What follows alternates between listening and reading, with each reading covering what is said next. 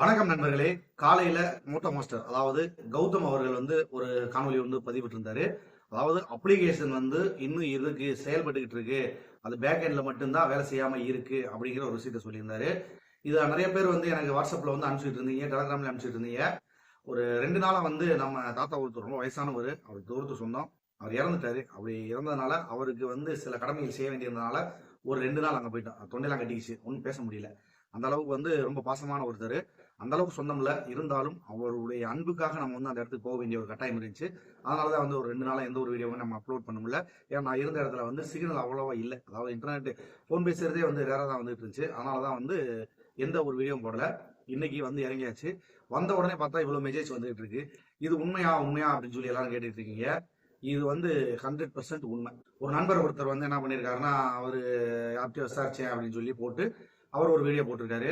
அது இருக்கலாம். அது எப்படின்னா பப்ளிக் டொமைன்ல இருக்கிறவங்களுக்கு தான் அந்த பிரச்சனை.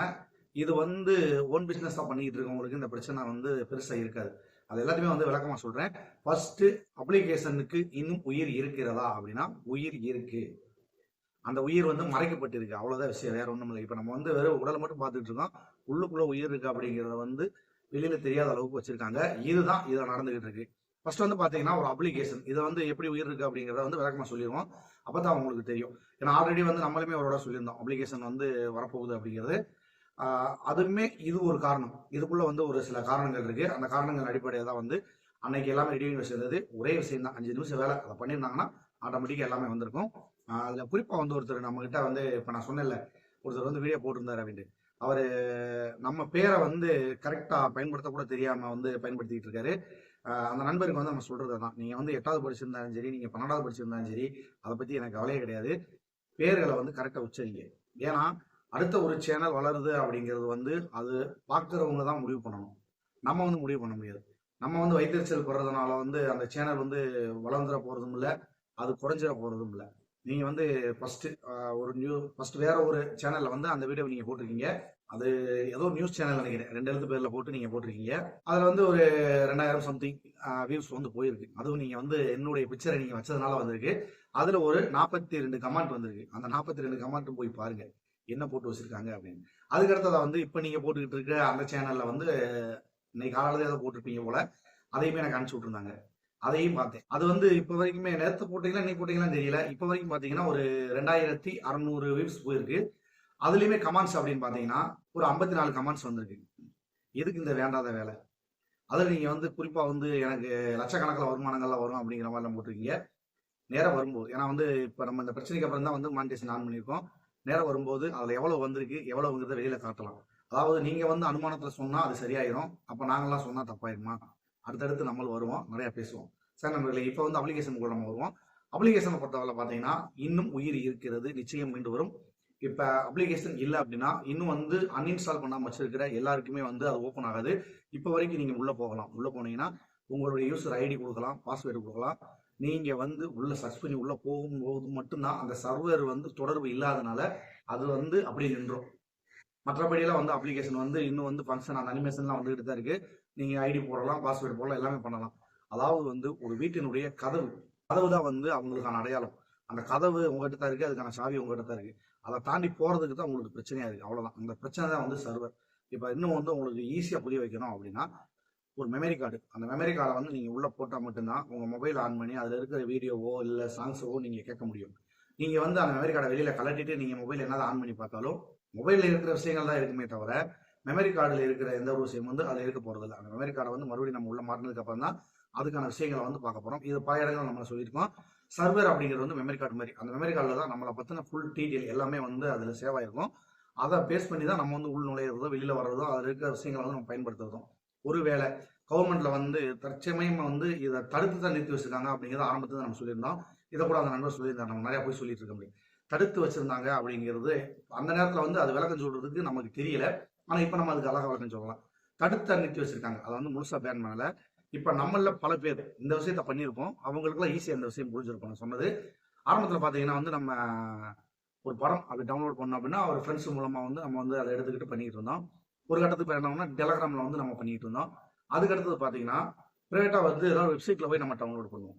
ஏதாவது ஒரு படம், புது படமா இருந்தாலும் சரி, பழைய படமா இருந்தாலும் சரி, ஏதோ ஒரு நல்ல படம் கச்சேரியா நம்ம பார்க்கணும் அப்படின்னா ஏதாவது வந்து தேர்ட் பார்ட்டி வெப்சைட்ல கூட போய் நம்ம போய் டவுன்லோட் பண்ணிட்டு இருந்தோம். பண்றோம் அப்படின்னு சொல்லக்கூடாது, பண்ணிக்கிட்டு இருந்தோம். அப்படி நீங்க பண்ணிட்டு இருக்கும்போது என்ன ஆகும்னா, ஒரு வெப்சைட்ல வந்து தொடர்ந்து நீங்க வந்து பண்ணிக்கிட்டே வருவீங்க. திடீர்னு பார்த்தா அந்த வெப்சைட் வந்து எரர்னு வந்துடும். நாட் அவைலபிள்னு வரும். அதாவது வந்து இந்த வலைதளம் முடக்கப்பட்டுள்ளது அப்படின்னு வரும். நல்லா புரிஞ்சுக்கங்க. நீங்க வந்து அதுக்குள்ள போகவே முடியாது. எரர்னு வந்துடும். இல்லாட்டி வந்து முடக்கப்பட்டுள்ளது வரும். இல்லாட்டி 141 ஏதோ ஒண்ணு காட்டும். ஒவ்வொன்றுக்கும் ஒவ்வொரு மாதிரி காட்டும். அதை வந்து விளக்கமா சொன்னோம்னா நம்ம ரொம்ப அதிகமாக போக வேண்டியது வந்துடும். இதுல வந்து பாத்தீங்கன்னா உள் நுழைய மட்டும்தான் முடியல, மற்றபடி அப்ளிகேஷன்ல இருக்கு. ஏன்னா ஆல்ரெடி வந்து நான் வெப்சைட் வச்சிருந்தேன். நான் முதல் ஒரு சேனல் வச்சிருந்தேன். அந்த சேனல் ரிலேட்டடா ஒரு வெப்சைட் வச்சிருந்தேன். ஒரு கட்டத்துக்கு மேல வந்து அந்த வெப்சைட்டுக்கு எனக்கு ஹோஸ்டிங் தேவைப்பட்டனால சர்வர் வந்து தனியா ஹோஸ்டிங்ல தான் வந்து பர்ச்சேஸ் பண்ணி வச்சிருந்தேன் நான். அதுக்கப்புறம் வந்து அது எனக்கு தேவைப்படலை. அப்போ அந்த சர்வரை மட்டும் அந்த ஹோஸ்டிங்கில் வாங்கினது மட்டும் வேற ஒருத்தருக்கு கொடுத்துட்டேன் நண்பருக்கு. அவர் யூஸ் பண்ணிக்கிட்டு இருக்காங்க. ஏன்னா வந்து பாதி காசு தான் கொடுத்தாரு. இருந்தாலும் அது நிறைய ஸ்பேஸ் இருந்ததுனால அவர் பண்ற விஷயங்களுக்கு அது சரியா இருக்குன்றதுக்காக அவர்கிட்ட கொடுத்தேன். நான் வந்து 4 வருஷத்துக்கு வந்து பர்ச்சேஸ் பண்ணியிருந்தேன். 1 வருஷத்துக்கு இல்லை, எத்தனை வருஷத்துக்கு வேணா நம்ம பர்ச்சேஸ் பண்ணலாம். அது வந்து டொமைனா இருந்தாலும் சரி, அது வந்து சர்வராக இருந்தாலும் சரி. ஹோஸ்டிங் சொல்லுவோம், ஒரு சில பேர் சர்வர் சொல்லுவாங்க. அதை வந்து மிகப்படுத்தி சொல்லும்போது சர்வர் சொல்லுவாங்க. இந்த கம்பெனியை பொறுத்தவரை ஆல்ரெடி வந்து சர்வர் அவங்களே வச்சிருக்காங்க. அடுத்தவங்ககிட்ட போய் வாங்கணும் அப்படிங்கிற அவசியம் கிடையாது. ஆல்ரெடி அவங்ககிட்ட சர்வர் இருக்கு. அந்த சர்வர்ல எல்லாமே இருக்கு. ஒரு அப்ளிகேஷன், ஒரு முகம் மட்டும்தான் அதுக்கு தேவை. அந்த முகத்தை வந்து யார் வேணாலும் வச்சுக்கலாம், எப்படி வேணாலும் வச்சுக்கலாம். இப்போ வந்து நம்ம வீட்டுக்கு வெளியே அடிக்கிற மாதிரி தான். இப்போ நம்ம வீட்டு வச்சிருக்கோம், ஒரு வெள்ளை கலர் அடிச்சிருக்கோம், திடீர்னு வந்து வேற கலரை மாற்றுவோம் அப்படின்னு சொல்லிட்டு ஒரு பிங்க் கலர் அடிக்கலாம், ஒரு எல்லோ கலர் அடிக்கலாம், எந்த கலர் வேணாலும் அடிக்கலாம். அதுதான் வந்து அப்ளிகேஷன் உடைய முகத்தோற்றம் அப்படிங்கிறது. இந்த மாதிரி தான். இதுல வந்து பாத்தீங்கன்னா நான் விசாரிச்சேன். அவர் வந்து வெப்சைட்ல வச்சிருக்காரு, அவர்கிட்ட கேட்டேன். இதெல்லாம் வந்து அப்படிலாம் கிடையாது. 1 வருஷத்து வரைக்கும் வந்து அவங்க பர்ச்சேஸ் பண்ணி வச்சிருப்பாங்க அப்படிங்கிற மாதிரிலாம் சொல்லுவாங்க. என்னுடைய டொமைன் நான் வந்து 2022 வந்து அந்த டொமைனை வந்து நான் ரீபர்ச்சேஸ் பண்ணல. டொமைன் இப்போ என் கையில் இல்லை. மொத்தம் அதை யாரும் இன்னும் பர்ச்சேஸும் பண்ணல, அப்படியே விட்டுட்டாங்க. ஆனா இப்போ வரைக்கும் என் நேம் போட்டு, அதை பழைய சேனலோட நேம் போட்டு ஓப்பன் பண்ணா வெப்சைட் ஓப்பன் ஆகும். வெப்சைட்ல நான் வச்சிருந்த எல்லா விஷயங்களும் அப்படியே இருக்கு. என்ன ஒண்ணு, அது ஆட்சென்ஸ்ல வந்து எடுத்துட்டேன் நான். அதை வந்து எதுவுமே பண்ணல அப்படிங்கிறனால அது அப்படியே ஆட்சென்ஸ்ல வச்சிருந்தோம்னா யாராவது வந்து மிஸ்யூஸ் பண்ணி சிடிஆர் ஏற்றி விட்டு வேற மாதிரியான பிரச்சனைகள் வந்துருக்காங்க. அது வந்து ஆட்சென்ஸ்ல இருந்து எடுத்து விட்டேன் நான். ஆனா இன்னைக்கும் அந்த சேனல் வந்து கரண்ட்ல இருக்கு. அந்த சேனலுடைய பேரை போட்டு சர்ச் பண்ணி நீங்க உள்ள போனீங்கன்னா அந்த வெப்சைட் ஓப்பன் ஆகும். அதில் நான் என்னென்ன டீட்டெயில் கொடுத்துருந்தேன் அப்படிங்கிற எல்லாமே இன்னும் இருக்கு. அதுக்கும் டொமைனுக்கும் சம்மந்தமே கிடையாது. நம்ம வந்து சொல்றது டொமைன்ங்கிறது என்னன்னா பப்ளிக்கா, அதாவது எஸ்சிஓ சர்ச் என்ஜின்ல கொண்டு போய் நம்ம எல்லாத்துக்கும் கொடுக்கணும் அப்படிங்கிறதுக்காக மட்டும்தான் டொமைனை வச்சு அந்த பேரை மட்டுமே மென்ஷன் பண்ணி கொண்டு போறது. இப்போ ஒன்றும் பிரச்சனை இல்லை. இன்னும் விளக்கமாக சொல்றேன். இப்போ நம்ம கூட வந்து தமிழ் ராக்கர்ஸ் அப்படிங்கிற ஒரு இதை வந்து கேள்விப்பட்டிருந்தோம். ஆனா தமிழ் ராக்கர்ஸ் சர்ச் பண்ணும்போது சில எக்ஸ்ட்ரா வெப்சைட்ல வரும் பாத்தீங்களா, அவங்களாம் என்ன பண்ணிருப்பாங்கன்னா அந்த தமிழ் ராக்கர்ஸ் அப்படின்றதுல .in இருக்கு பாத்தீங்களா, அதுல .io .se இந்த மாதிரி வந்து தனித்தனியாக அவங்க டொமைன் வாங்கியிருப்பாங்க. ஆனா அவங்களுடைய வெப்சைட்டோட பேர் வேறையா இருக்கும். அந்த யூஆர்எல் வாங்க, அந்த யூஆர்எல் மட்டும்தான் வந்து அந்த டொமைனுக்கு வந்து யூஸ் ஆகுமே தவிர இந்த சேனலோட நேமுக்கும் அதுக்கும் செட் ஆகாது. இப்போ நம்ம வந்து சன் டிவி அப்படின்னு சொல்றோம். சன் டிவின்னு வந்து நீங்க சர்ச் பண்ணீங்கன்னா சன் டிவி ரிலேட்டடான வீடியோஸ் தான் வரும். சன் நெட்வொர்க் .இந்தியா அப்படின்னு போட்டீங்கன்னா சன் டிவியினுடைய முக்கியமான இதெல்லாம் வரும். சன் நெட்வொர்க் அப்படின்னு போட்டீங்கன்னா அது ரிலேட்டட் அவங்க எதனா வெப்சைட் வச்சிருக்காங்களோ அத்தனையுமே வரும். இதுதான் வந்து டொமைனுங்கிறது. டொமைனுக்கு இதுக்கு சம்மந்தமே கிடையாது. அதனால 1 வருஷம் ஆனாலும் சரி, 1 வருஷம் கழிச்சு இந்த டொமைனை வேற ஒரு ஆள் வாங்கிட்டு போயிட்டாலும் சரி, வேற ஒரு பேர்ல டொமைன் வாங்கி நம்ம யூஸ் பண்ணிக்கலாம். அதுக்கு இதுக்கு சம்மந்தமே கிடையாது. இது பப்ளிக்ல தேடல்கள் இருக்கும் பட்சத்துல தான் வந்து அதை பண்ண முடியும். வேற ஒன்றும் கிடையாது.